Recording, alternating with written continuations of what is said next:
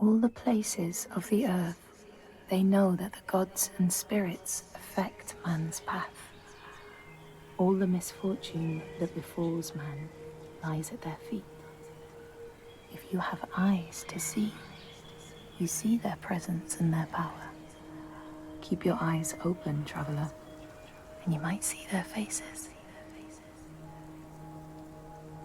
Here, they once said that Loki lies imprisoned in a cave, trapped by his enemies, who set a serpent above to drip venom on his face.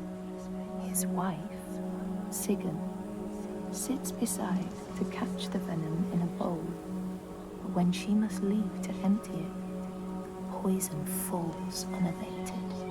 His pain is so great that he thrashes and writhes. And here above, we see the earth shake and break apart. Across the sea, they know that the earth is carried in the arms of a giant.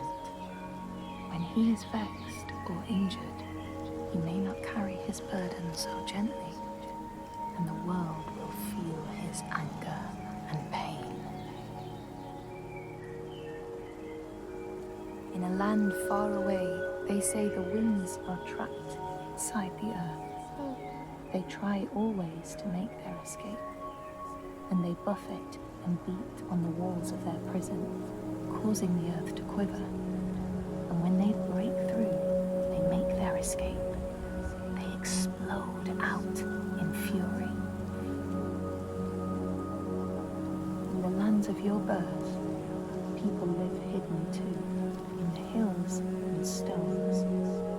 They may be the remnants of a godly race, who lost a war with giants and, finding the world changed, retreated into silence. But you still see their carvings and circles from the time when they walked among men.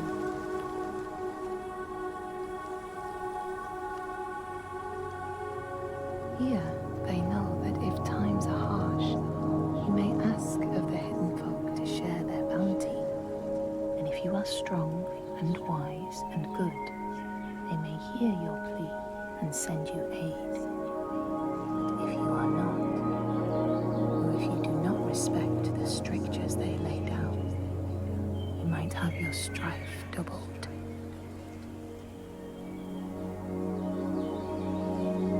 In the lands of your birth, and in these lands too, they know that people can be taken by the secret fair ones. If you are not careful and do not keep to the pathways, you may find yourself among them.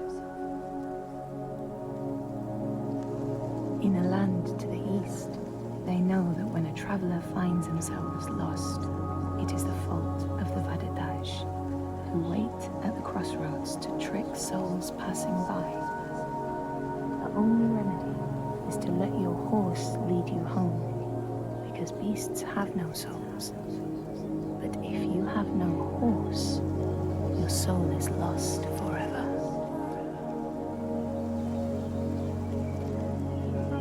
In this place, they know that sometimes the hidden folk will take their children and leave another in their place.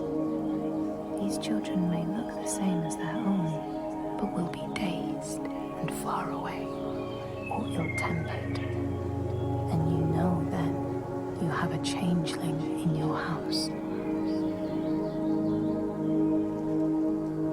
In this land, when people cannot raise their children, they will leave them in a sacred place for the hidden folk to take and care for.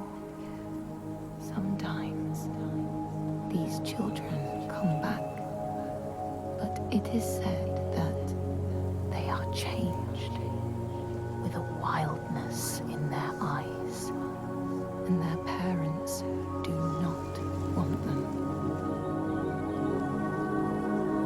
These people know that children who have died uncared for can return as Útburður, small ghosts clad in fluttering rags.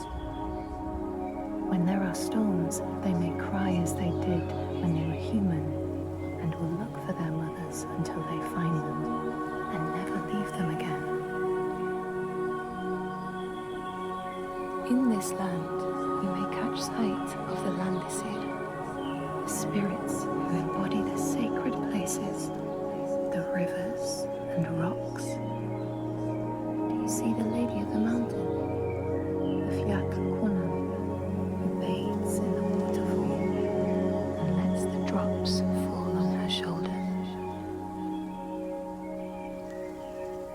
In the heart of the Northlands, they know the storms are born of the Oshkuredi, the hunt of Odin.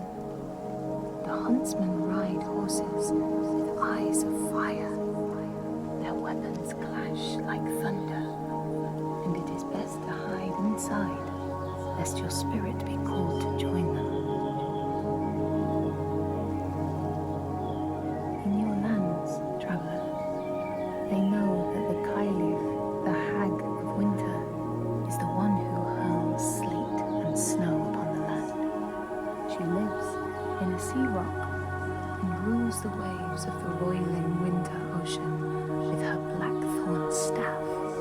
She strikes the ground to destroy the shoots of growing green, so the winter will lie long and low on the land.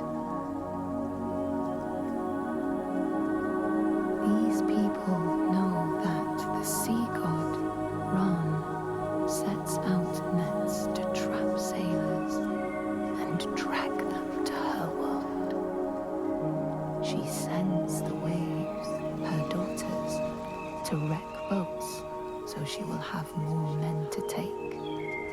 And jealously, she pulls them down beneath the water. People here speak of warriors who can transform themselves into bears when they are enraged. Their skin becomes hide so thick, no sword or spear can break it.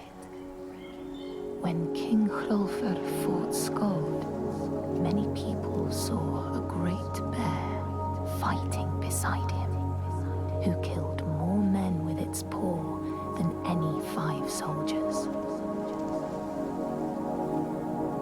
Men here will tell of how Jarl Hakon worshipped the giant Thorgerða and sought her aid in the middle of battle when the tide was turning against him. Fleeing to an island, he pleaded with her for aid. She demanded a sacrifice.